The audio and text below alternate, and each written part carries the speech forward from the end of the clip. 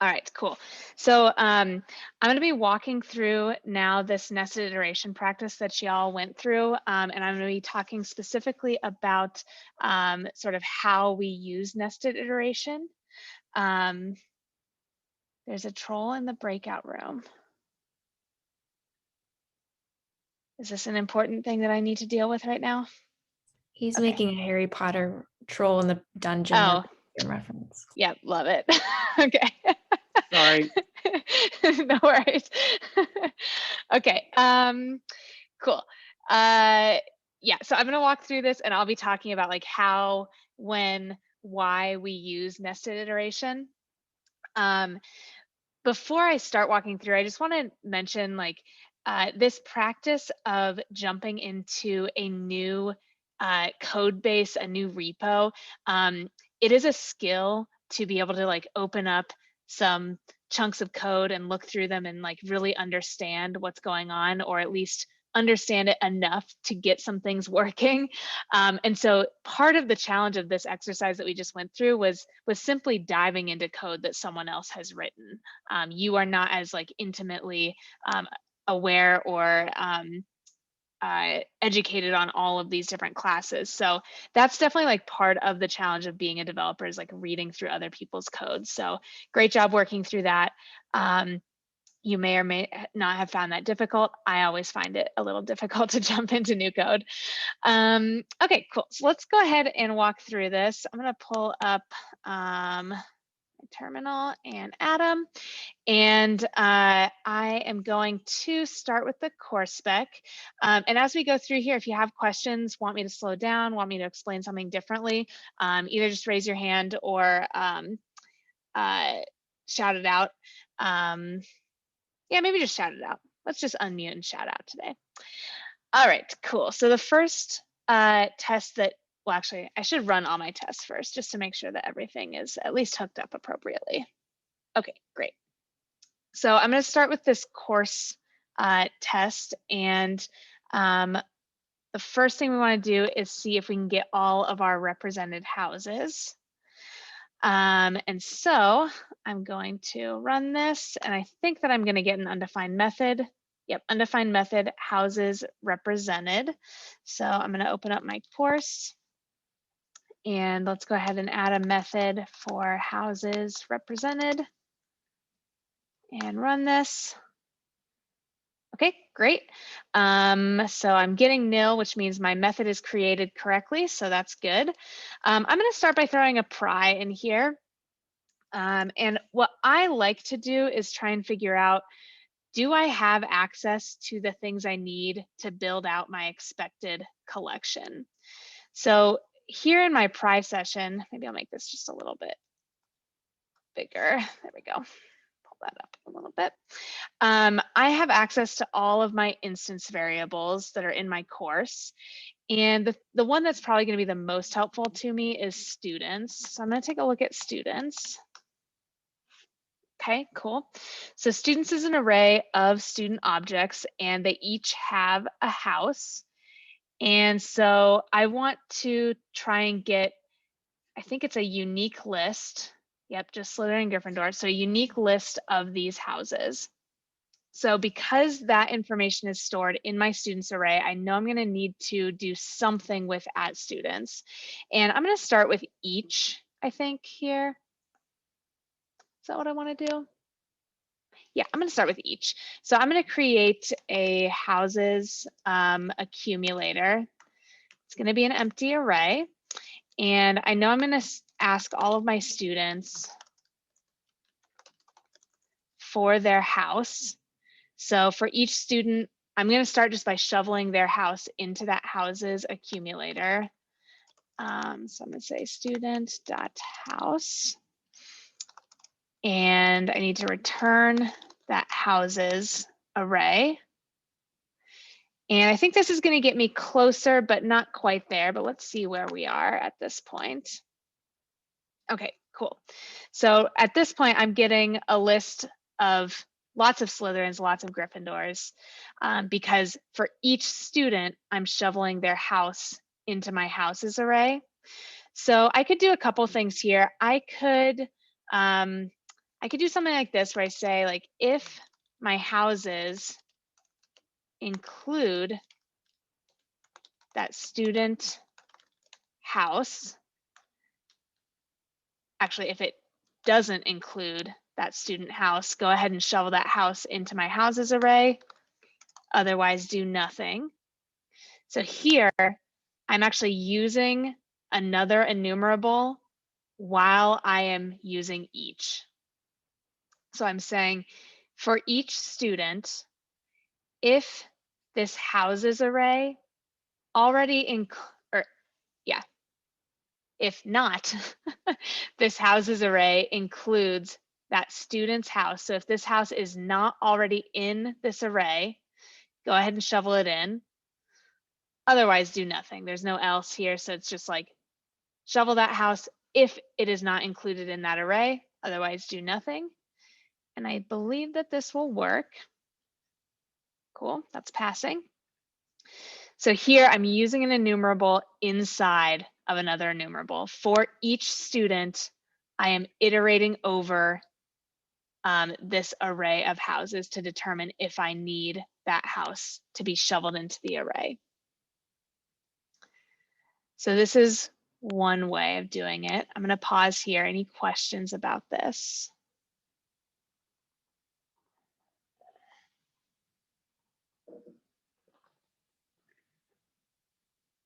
Yeah, Lawrence. I guess this is a speed question. Is it faster to say if it doesn't shovel it in than to say if it does, don't shovel it in?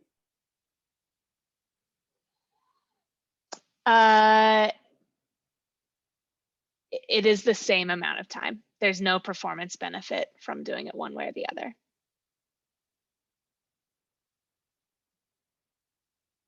Other questions?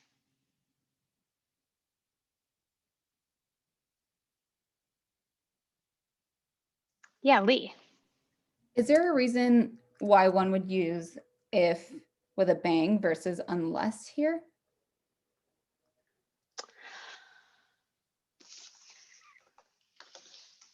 I don't think there's any reason other than, yeah, that still passes, other than in my brain, if with the bang is what makes the most sense. But yeah, either would work.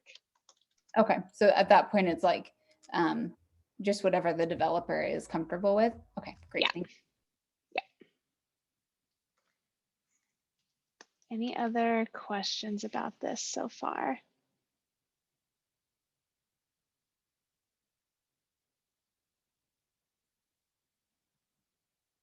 All right. So that's one way of doing it. I could also, if I just duplicate this, comment this out, instead of checking as I iterate, I could just do the shoveling, shovel all those houses, and then ask for a unique list of those houses. So unique is actually another enumerable that will return a unique list from that original collection. So if I have all these Slytherin, Gryffindor, Slytherin, et cetera, calling unique on that list will give me just the unique things that exist in that list. So here's another way of doing it. And this way I've actually unnested this, this example. So in example 1, I have some nested iteration because I'm using this include, which is an enumerable inside of my each.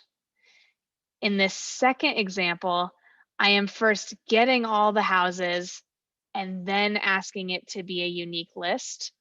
And so I've uncoupled, I've unnested this, this solution. Okay, so this is a nested solution. And this is an unnested. I don't know if that's a word, but we're going to go with it. Cool. What questions do you all have about what I mean when I say nested?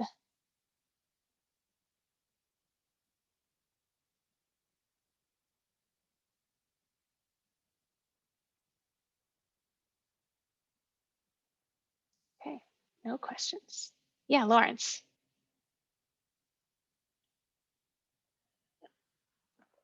Lawrence, are you muted? I am. Thank you. If you were to move that, I guess my question came down to using it like dot each on the houses array to remove the duplicates after doing it, but that's just what unique is doing. So it'd still be an unnested solution. Yes. Yeah, it would still Sorry, be unnested. No, it's Don't know okay. why that confused me. That's okay. The other thing that I'll say about this is this idea of like shoveling this student house. Oh, yeah, Sarah, did you have a question? Well, I don't want to interrupt you, but I just wanted That's okay. to, you said, do I have any questions about what you mean by nested solution? And I was just wondering if you could just kind of like walk through the difference between nested and unnested very, very quickly, just to like make sure I understand. Yeah. So in this method requires that we do requires that we iterate over multiple collections in order to get the answer to this.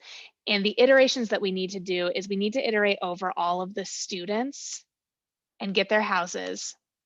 And then we need to iterate over that list of houses that we're building and get we need to figure out through iteration if a house already exists in that list or not. Does that help answer your question? So when I say we have a nested solution, we're iterating over that second collection at the same time that we are iterating over students. So as we iterate over students, we are like sub-iterating over houses. In the second solution, we iterate over students, and then we iterate over houses. Cool. Now, anytime I see this sort of pattern where I'm using each and I am shoveling like some manipulation of the element into a new array, this is the map pattern. I am transforming each element into something new and storing that value. So in this unnested solution, I might refactor this to use map, in which case I don't need this empty array up here, but I do still need to store that value of map to an array so that I can call or to a variable so that I can call unique on it. But with map, we don't shovel. We simply allow the return value of our block to become that new element in the new array. And so this will also work and is still an unnested solution. Just prove that will work.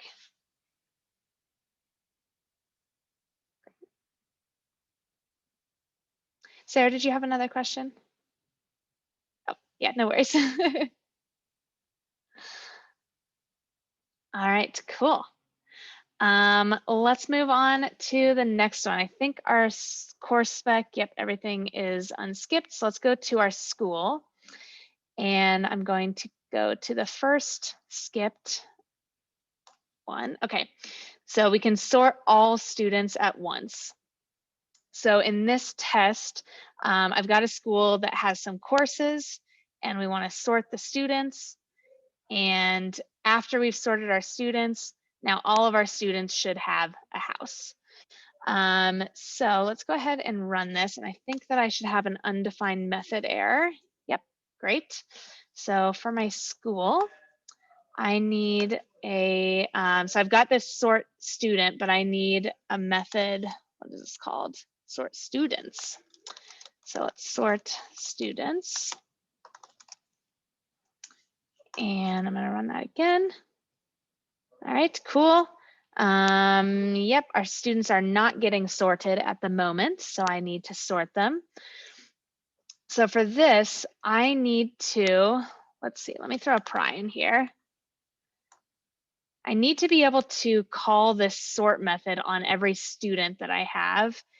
And my school has houses and it has courses. Let me look at houses. Yep, okay. And we've got courses. Cool.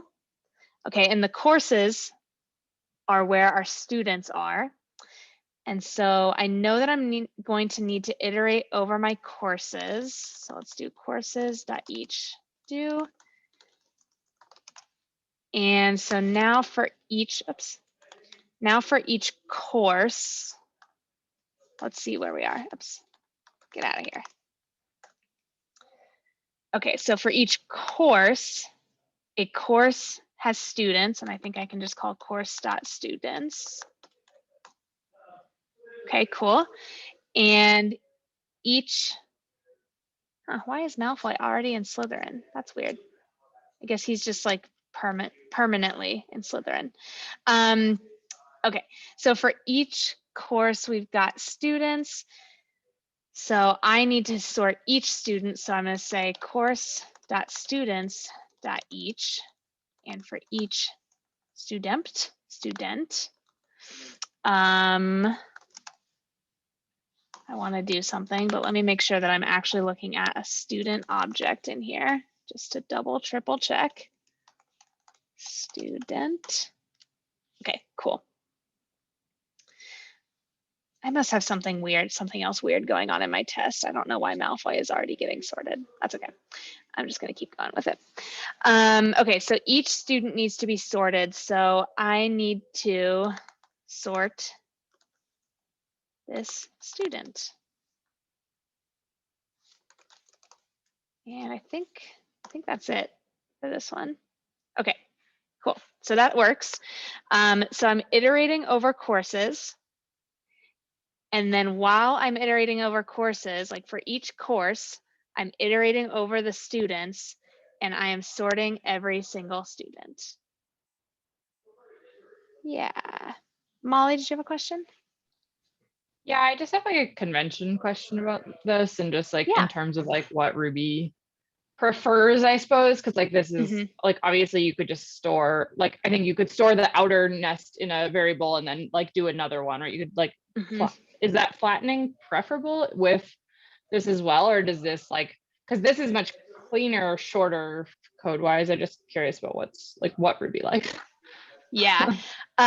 So there's Ruby itself has no preference, but there are some implications on processing speeds between nested and unnested solutions, and I'm going to talk about that next. Cool. Great. So this is, as I sort of just said, this is a nested solution. Nested solution. If I wanted to do this in an unnested way, so like right now, I'm iterating over courses, and for each course, I'm iterating over the student. I might decide that I want to first simply get a list of all of my students and then iterate over that list.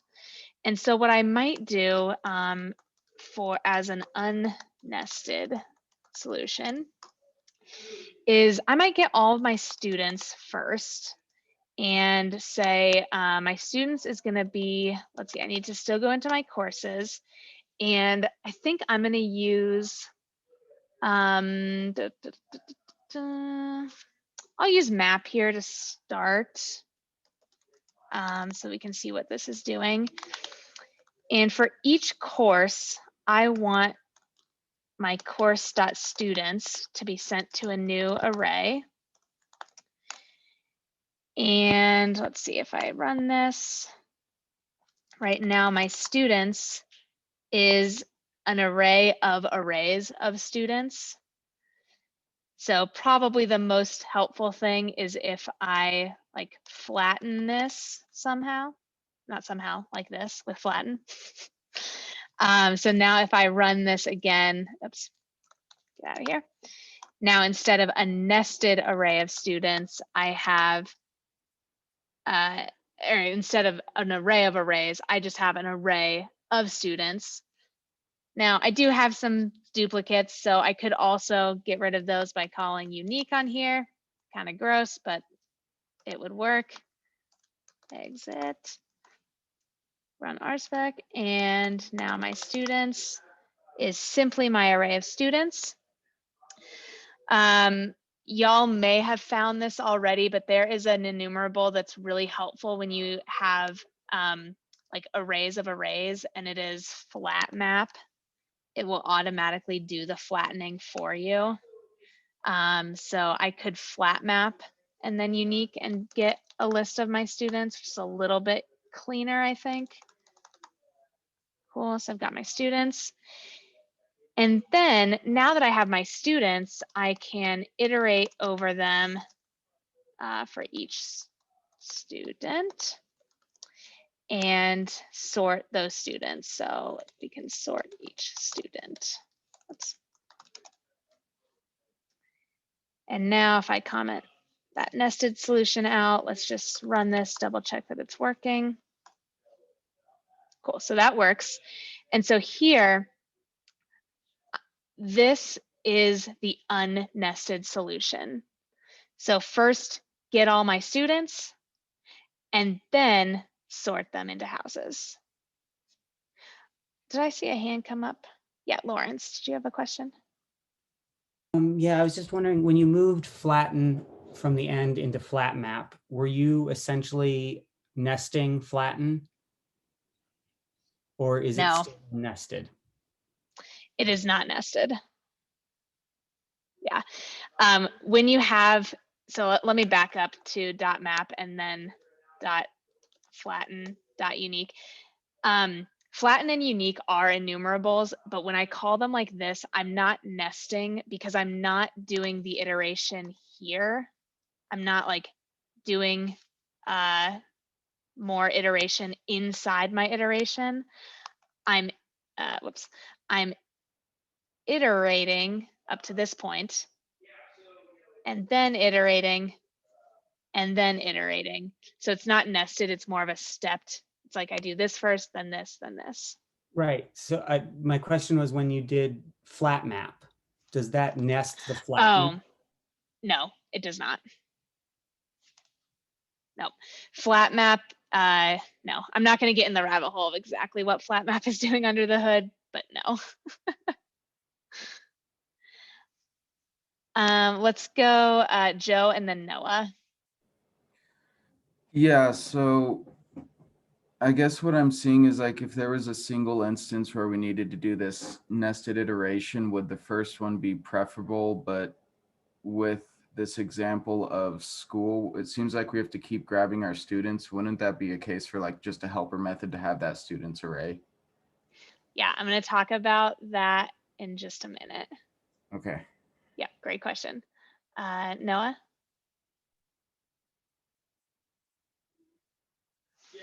Oh, I think you're muted. Oh no, I still can't hear you. No, we're good? Okay. All right, sweet. So sort of to Molly's point earlier, like this to me like feels very clean. Like this to me is like readable, super clean. So why would we even like get into this idea of unnesting and decoupling this sort of like nested iteration? And that is to Joe's point, where when we have this nested iteration, we are potentially increasing the amount of times that we are iterating over a particular collection, because with nested iteration, as we iterate over collection A, we are iterating over collection B once for every element that's in collection A. So for every course that's in here, we are iterating over another collection. Every course iterates over another collection. Every course iterates over another collection. Now, in this particular case, that's not a huge deal because we are iterating over a collection that each course has. Each course has its own list of students, but this can become a problem. And the way that we would describe this problem is with what we call big O notation. So I'm going to put some notes here. So this nested solution like has some pretty negative big O impacts. Okay. Big O is not something you need to know and be an expert on coming out of Mod 1. It's something that we'll continue to talk about throughout your time at Turing. So if this doesn't quite land, don't worry too much about it at this point. But big O is a way that we can notate the processing resources that are going to be taken up by any specific function. And so long story short, like I'm not going to go too into this, but nested iteration takes up more processing power than unnested solutions. So when we nest, we're taking up more processing power than when we unnest, when we decouple those things. So I'll just write that here. Nested iteration takes up more processing power. It's like our computers are working harder to iterate within an iteration than to iterate and then iterate and then iterate. It's like we're asking our computers to walk and chew gum at the same time when we have a nested solution, and we're allowing our computers to walk and then chew gum and then take a sip of water. Probably a terrible analogy. If you're interested in big O, like we will continue talking about it, but it's a cool thing to look into if you're interested in that. Is one way better or worse than another way? Not necessarily. It's going to depend on each situation. While this nested solution takes more processing power to work through, this unnested solution takes more memory allocation. So this unnested solution has like has some negative memory allocation impacts. I'm not loving how that sounds, but this nested solution, we need more processing power. Unnested, we need more memory. And in programming, many of the decisions we make come down to this question. Do we have more memory on hand or do we have more processing power on hand? What is going to be the best for this situation, for this server, for this whatever? Okay. Gunnar, did I see your hand come up? Oh, sorry, Regina, I think you've had your hand up for a little while also. Let's go Regina and then Gunnar. So, okay, I get like course.students gives you a single course with all the students that are in that course. Some of those students come up nil. I'm confused at why some of them are nil. And also I get what sort does, but we're not telling it what to sort by. So what is it sorting by? I don't know. I feel like that's two different questions. Why are some of them nil? And are they assigning something to it? I don't understand why they're, I don't know. Yeah. Yeah, I think I've got an issue in the test where it should actually be that all students start with no house and they get one when it's sorted. And I think in the setup, I'm sorting some of the students and not others, which is my bad. And this sort method is a Harry Potter thing. So sorting is not like sorting the students like alphabetically or anything like that. It's assigning them a house. Oh, okay. So sort is not, we're not actually running a sort method. We're like putting on the sorting hat. Yeah. Oh, okay. So, Yeah. and the fact that some of them come up nil, that's something different. Yeah, they should all be, they should, all students should start with no house. Okay. And I messed up the test. Okay, I feel better now. Thank Okay. you. Gunnar, did you have a question? You actually answered it with, Okay. you know, whether you have like more memory or more, or like the server stuff. So thank you. Cool. Yeah. Sweet. The big thing that I want y'all to get out of this lesson is you can do something like this. We will often need to iterate over multiple collections, and you will definitely need to in this next project that y'all are working on. And so I wanted you to see, like, this is one way you can do it. You can also split out these iterations. And in this case, I have kept this split in this same method. If I ever come to another method where I need a list of all of my students, at that point, I might make the decision to move this to a helper method. I tend to move things to a helper method when I get to the point that I need it in two different places. Did I see a hand come up? Lee. With the way that you did it in this unnested solution, I totally understand why you did them like unnested and separate, but is it like, does it go against Ruby convention to do like students equals courses dot flat map and then students dot each do? And so essentially nest two different enumerables? Does that question make sense? So I'm not nesting any enumerables here.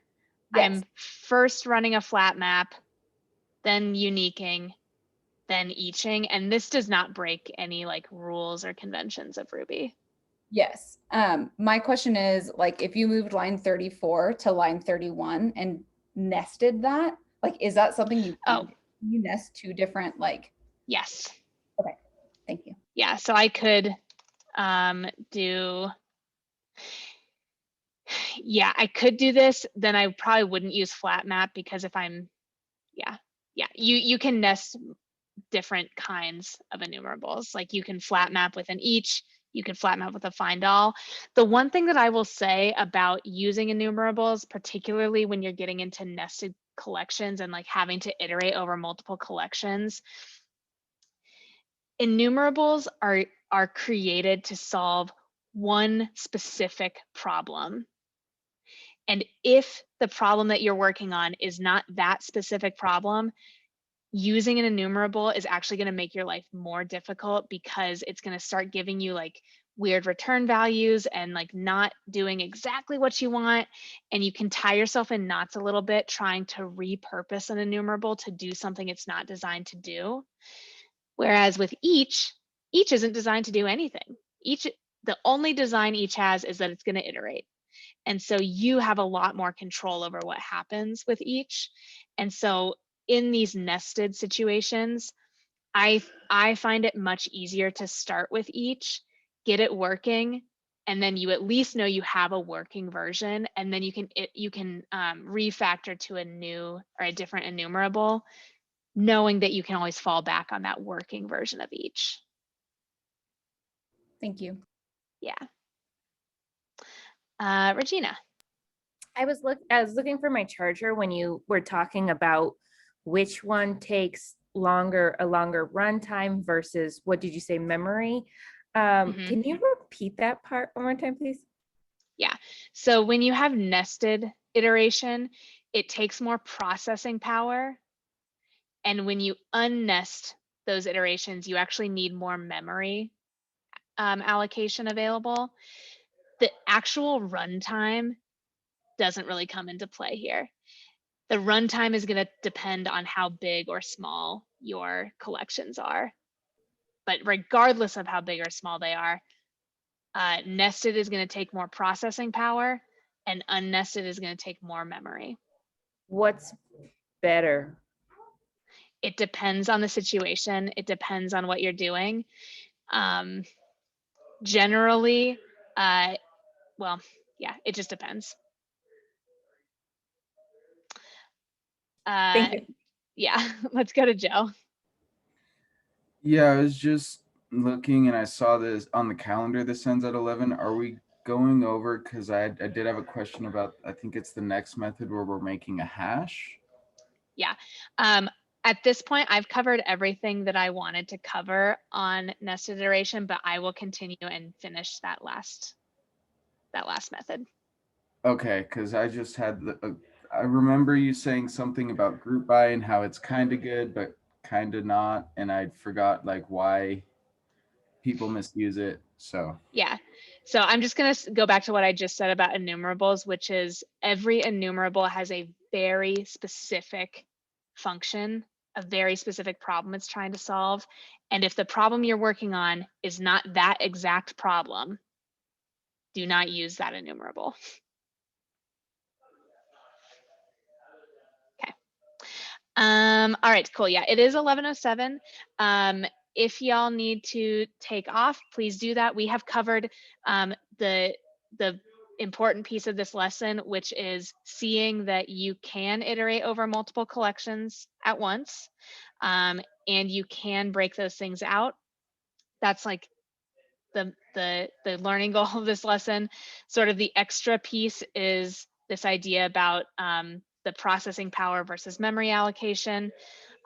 So feel free to take off if you'd like. I am going to continue walking through. I think we've got 2 more methods to go. So if you want to hang out, I will continue walking through those and I'll keep recording for that. All right. So there's something in the chat. Okay, cool. All right, let's go ahead and I'm going to go back to our school spec and let's uncomment this. We can list all students by name. Cool. Let's run this. Undefined local variable. Oh, expect. Oh yeah. Haha. This is the one that I needed to change. Yeah. School.names. Okay. Yes. Undefined method names. Okay. So now in our school, I'm going to create a method for names. And yep, that looks good. So here I need to get a list of all my students' names. So I'm going to start with the nested solution. So let's go nested. And I'm going to start with each, I think. Or actually, you know what? I'll start with the enumerable that I might use here. So I know that my students are in my courses, so I'm gonna have to start with courses. And for all my courses, I want to, let's see, what do I want to do here? So for each of my courses, I want to have its list of student names. So that's a transforming problem. I want to transform it into something else. I'm going to use map. So for each course, I want to map over courses. Or yeah, for each course, I want to map over and get those students. Course.students. And I'm going to run this. I think I'm going to get an array of arrays. Yeah, an array of arrays. And I actually want each student's name. So I could map over those students and get their name. And I think I'm still going to get an array of arrays. Yep, an array of names. So here's where I might use that flat map because this map is giving me an array of arrays. So I actually want just those. I want whatever I'm getting flattened. So I'm going to call flat map. And let's see what we get. Okay, cool. So now I'm just getting an array. And now I'm getting a bunch of duplicates. So not only do I want to flat map this, but then I want it to be a unique list. Okay, so that works. Yeah, this might be what I end up with. To be honest, I'm not that crazy about using this flat map and map because to me, map should really give me an array of the same length. So I don't know that I love this. I might end up just using each here, but this works. Lawrence, did you have a question? Just really quickly, is there anything that includes unique in the construction of it, the way flat map includes flat in the construction? Not that I know of off the top of my head, but probably. So yeah, I don't know. I'd have to Google it. Okay, so this is the nested solution. If I were gonna do the unnested, yeah. Now, the first thing I wanna do is get all my students and then get their names. So I could have my students, and that's gonna be my courses dot, oh, actually, I guess I could use flat map again here. And for each course, I want my course dot students. And I know that that is going to need to be a unique list. And then once I have my students, I should be able to map over them. And for each student, get their name. And let me just comment this out just to be real sure that this is working. Okay, cool. So that is working. So I've unnested this and I'm doing, you know, kind of all the same things here. I've got this courses that I'm calling flat map and then a unique on, and I'm doing that here as well. And then I've got my students, which I'm calling map on, and I'm doing that here as well. So I've just decoupled those two things. Now, in the rules for this, I said, do not create any helper methods. But at this point, now that I am doing this sort of like all students, like getting all students, this is the point where I would probably make a helper method that would give me all my student objects, since I'm redoing this, this piece of it right here over and over. So this, you know, after I'm done with this challenge, maybe my next refactor is to go back and clean up with some helper methods. But I'm not going to do that right at this second because I want to get through this next one. Any questions so far?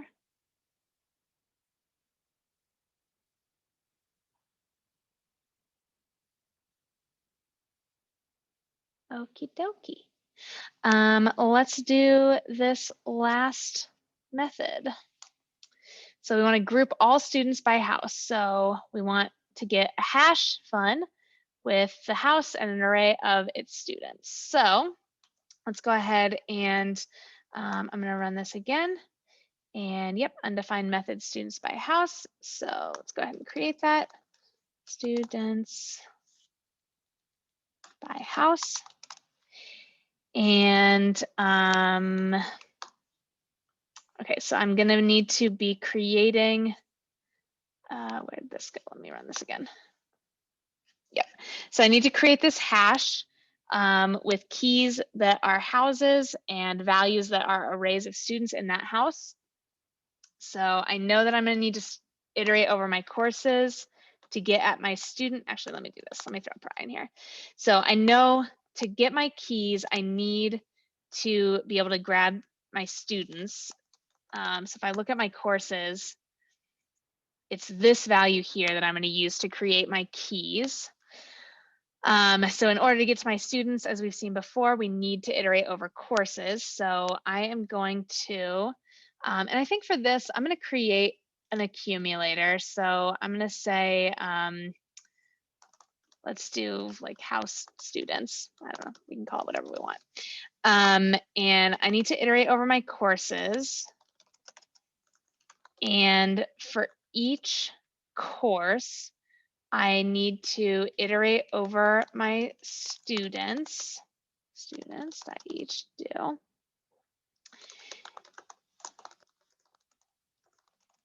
And I'm going to see if I can just get these keys set up.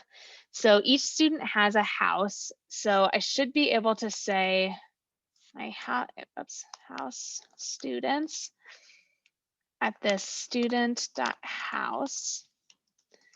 is going to be, and I'm just going to say like TBD, to be determined. I'll figure out the value later. But let's just see if we can at least get those keys set up appropriately. Let's do house students. Let's run this. Okay, cool. So I'm getting Gryffindor, Hufflepuff, Ravenclaw, Slytherin. Okay, great. So I'm getting the keys that I want by iterating over courses and then iterating over each student. And what I really want and need to do is actually start building up this array with each student that is in that house. So I know for sure that whatever student I'm iterating on at this moment is in that house. So I could say, okay, let's just make an array with that student in it.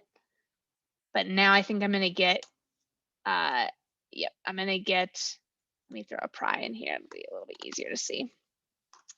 I'm getting house students. I'm getting just one student for each of these houses, and I actually want them all.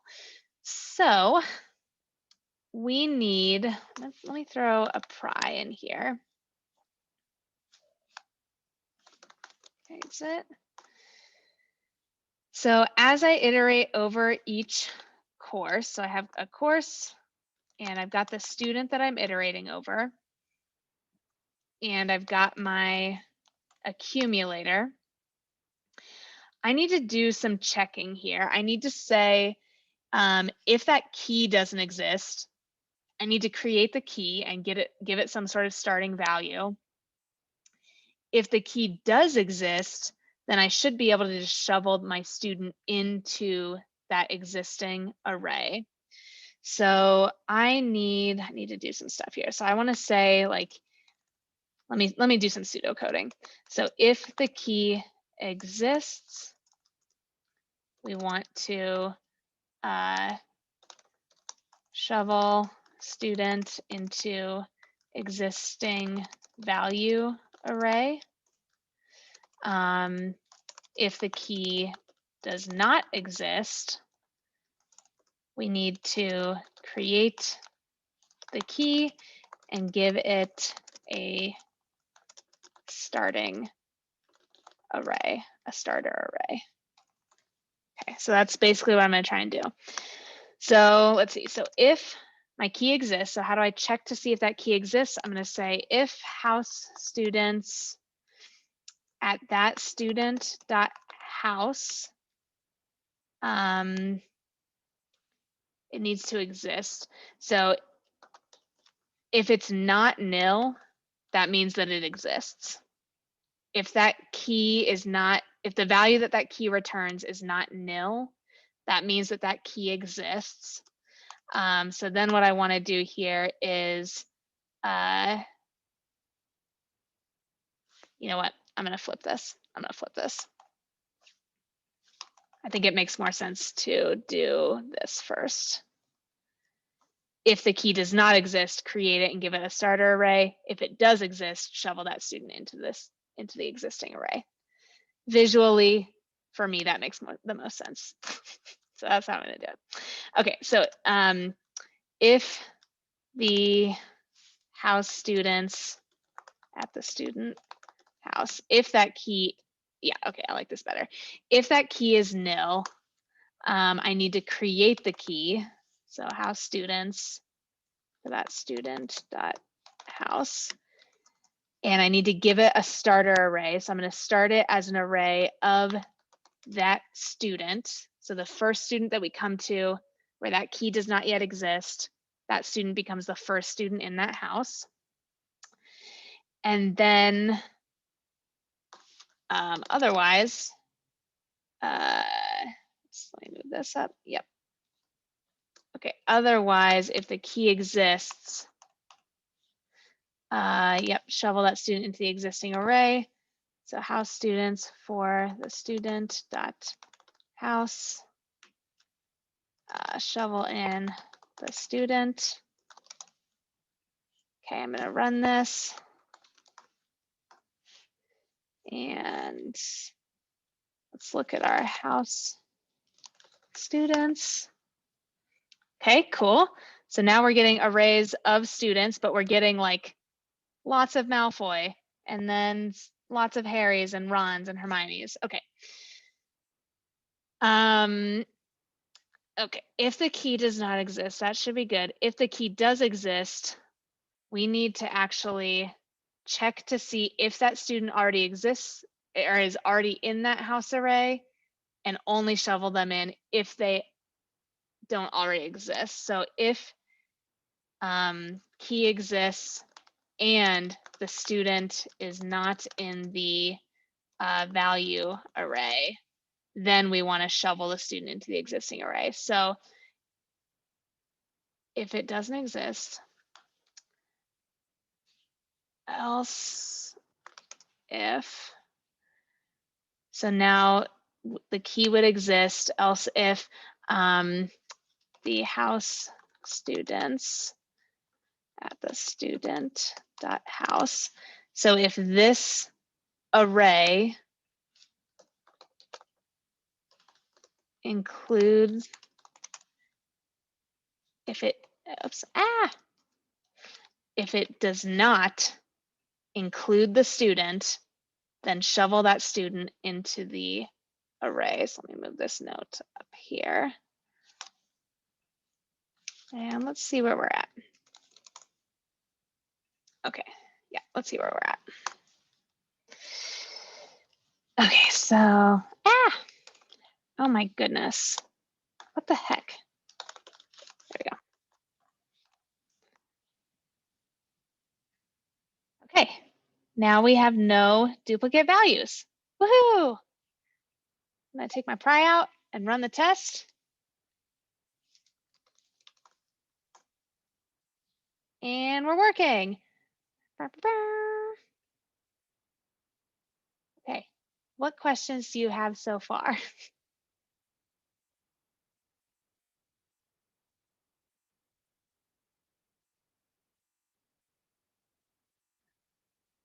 Yeah, Joe. So this is the one where group by came up, and really what my question is I guess I don't know exactly when the situation to use it and when not to use it is.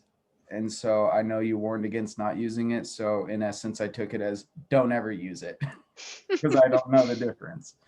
Yeah. So group by the enumerable. So like dot group by. This will, let's see.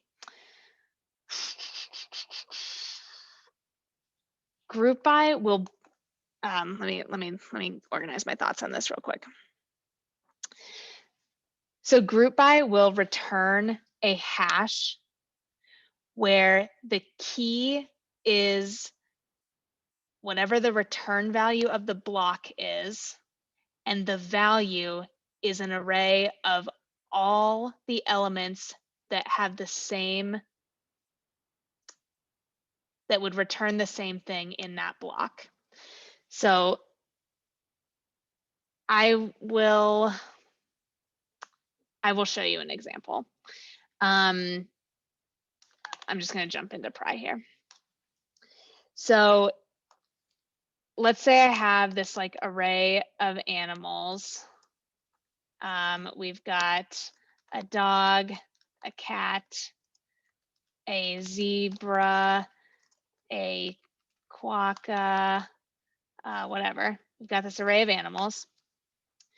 We could use group by, animals.group by, to build an array where, let's say the key is the length of that animal, and the value is going to be an array of those animals that meet that length. So if we did like animal.length, okay, so this will give us a hash where the key is where the key is the return value of let me think of how to describe this. It's going to create keys that are the return value of whatever the block is. And because keys must be unique in a hash, it's going to take, like, even though there are 2 animals that have a length of 3, it is going to create 1 key for that. And an array is going to be assigned to that key that contains all the elements for which this block returns the same thing. So all the animals that have a length of 3, all the animals that have a length of 5, all the animals that have a length of 6.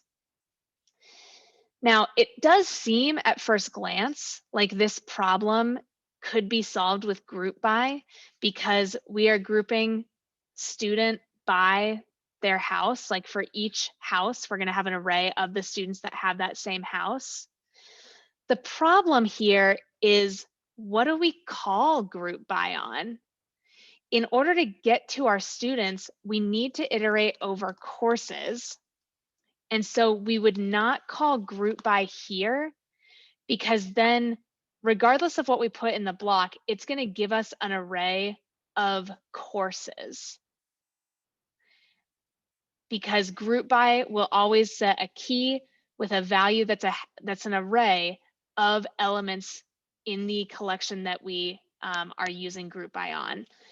So no matter what comes after this, if we call group by on courses, our values in the resulting hash are going to be arrays of courses. And what we want are arrays of students.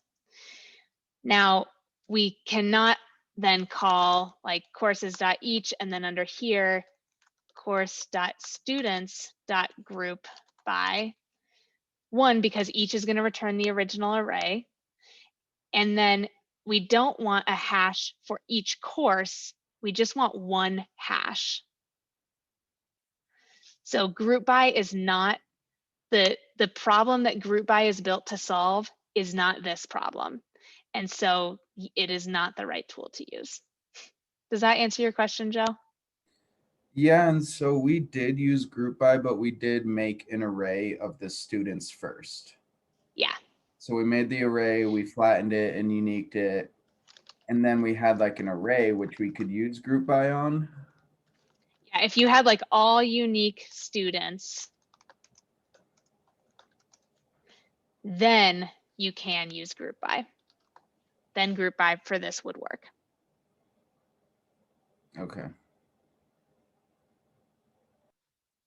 Cool. Let's go. Oh, were there other questions? I thought I saw some other hands come up, but now it looks like they're down.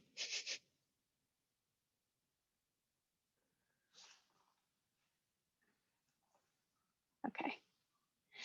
Now, again, at this point, I'm sort of needing to get a unique list of students over and over and over again. So at this point, I again would probably create a helper method and decouple that nested iteration so that I have a helper method that just gives me all my unique students, and then use that to solve this problem. But I did want to show this.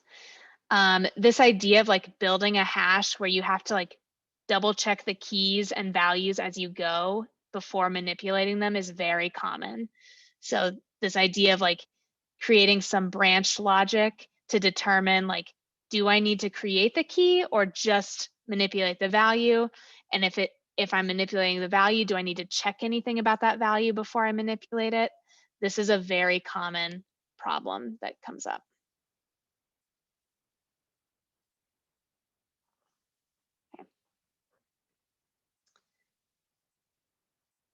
All right. Oh yeah, Lawrence. So when I've run into this problem in the past, I've used that when I created the house.students, I'd use that hash.new do hash key hash that key equals empty brackets. Yeah. Is there anything, I mean, it's unnested, so that's why you didn't do it here. I'm guessing that's unnesting.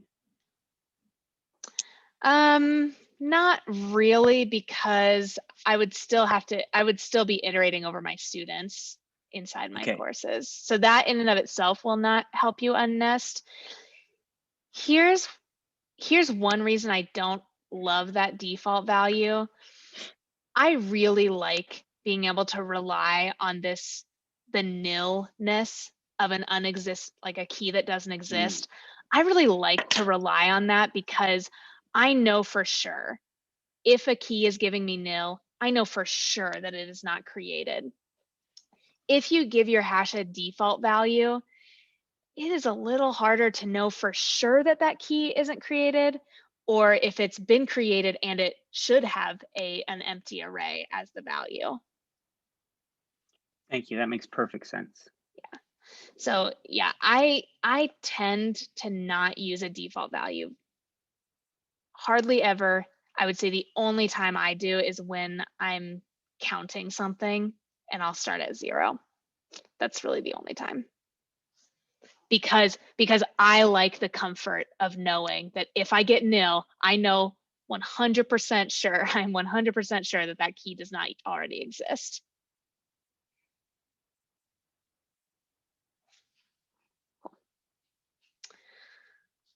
Any other questions?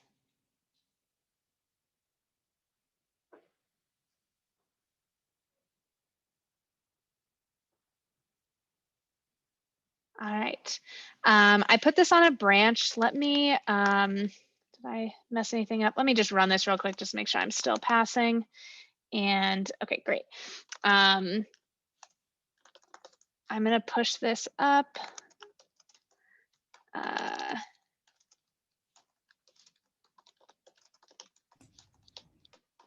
Megan's walkthrough.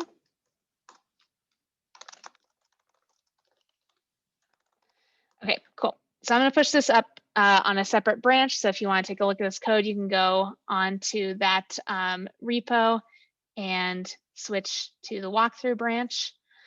Otherwise, I will let you all go. You've got some project work time and then modules with Bob this afternoon. Bye-bye.